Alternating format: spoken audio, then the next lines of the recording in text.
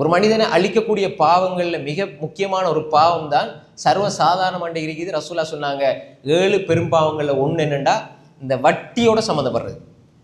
வட்டி வெளிப்படையில உங்களை நல்லா தூக்கிட்டு வரும், ஆனா உள்ளுக்கால உங்களை அழிக்கும். அல்லாஹ் குர்ஆன்லயே சொல்லிட்டான், யம்ஹகுல்லாஹு ரிபா, வட்டி அல்லாஹ் அழிப்பான். இந்த எல்லாத்துக்கும் வட்டி, இந்த பேருக்கும் புகழுக்கும் வட்டி. கல்யாணம் ஒரு சாதாரணமாக நீங்கள் ஈச்சம்பழத்தை ஒரு பிஸ்கட்டை கொடுத்தா கல்யாணம் நிறைவேறாதா? வலிமாவா? இன்றைக்கு மக்கள் இதை ஒரு பெரிய நிகழ்வாக்கி அது 50, 100, 200 சகன் போட்டால் தான் கல்யாணம் என்ற வகை எல்லாம் ஆக்குனதுனால இன்றைக்கு ஏழை மக்கள், பொதுவான மக்கள் அவர் செஞ்சார் அதை விட நல்லா செய்யணும் என்று பேங்க்ல கடன் லோன் வாங்கி அதுக்கு வட்டி கட்டி கட்டி கட்டி இவங்க வலிமா கொடுக்குறாங்க. இப்படி ஒன்று தேவையா? பச்சை ஹராம் இது, வீண்கிற இஸ்ராஃப். உனக்கு தகுதி இருக்குது, நீ கொடுக்குற பிரச்சனை இல்லை, ஒரு அளவா செய்யறது பிரச்சனை இல்லை. இதை பேங்க்ல போய்த்து காசு எடுக்கிறது, அதே மாதிரி வாகனம் எடுக்கிறது. வாகனம் உங்களோட காசு இருக்குதா வாங்குங்க.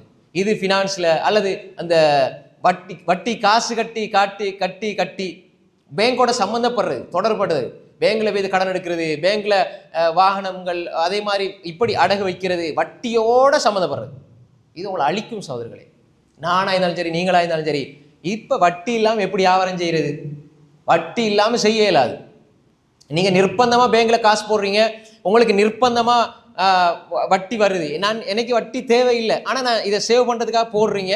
இப்ப மேலதிகமா காசு வருதுன்னா அதை நீங்க எடுத்து அதை பொதுவான வேலைகளுக்கு பயன்படுத்துறது வேற விஷயம். நான் சொன்ன விளங்கிச்சு அவங்களுக்கு.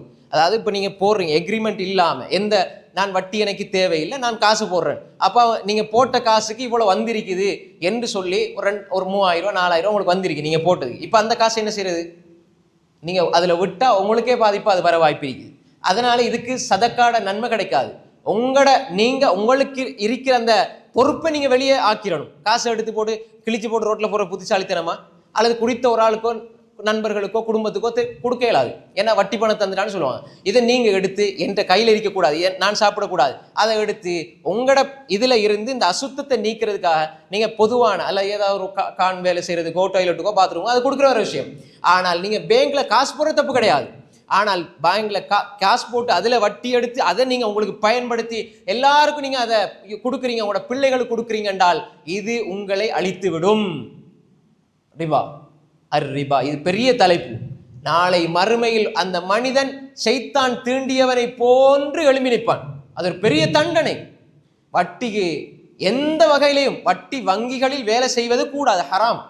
சைன் பண்றது கூடாது, அதுக்கு உதவி செய்யறது கூடாது. வட்டி வங்கிகளில் ஒருவர் டிரைவரா வேலை செய்யறதும் ஹராம். ஏன்னா அது உதவி செய்யறார், வட்டிக்கு அதுல சம்பளம் எடுக்கிறார். அப்ப எனவே அன்புக்குரிய சகோதரர்களே, இது உங்களை அழித்து விடும்.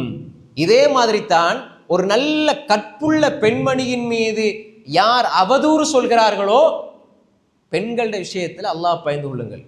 ரசூலா சொன்ன விஷயம், கற்புள்ள பெண்மணிகளுடைய விஷயத்தில் அவதூறு பரப்புறது இது உங்களை அழிக்கும். ரசூலா 7 விஷயங்களை சொன்னாங்க. நான் இது சுருக்கமாக சில விஷயங்கள் மட்டும் சொல்றேன். உங்களை அழிச்சிரும்.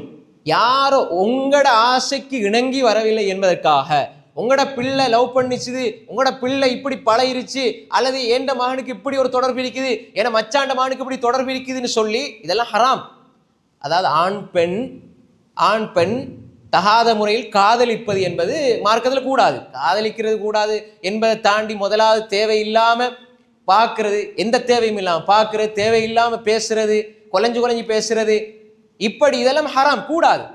இப்ப இந்த மாதிரி பழகி ஒரு பேணுதல் பக்குவம் வந்து அந்த பிள்ளைகள் நாம ஏதோ தவறா செஞ்சிடும், இதுக்கு பிறகு அந்நிய ஆண்களோட பெண்களோட பேசக்கூடாதுன்னு ஒழுக்கமான நிலைக்கு வருகிற பொழுது, இப்ப ஏற்கனவே ஒருவர் இந்த பாவத்தில் ஈடுபட்டிருப்பா, அந்த பெண்ணோட இந்த பெண்ணை பற்றி அவதூறு பரப்புறது, அவ அப்படி இருந்தால் இப்படி இருந்தால், அவளை கல்யாணம் முடிக்க விடக்கூடாது.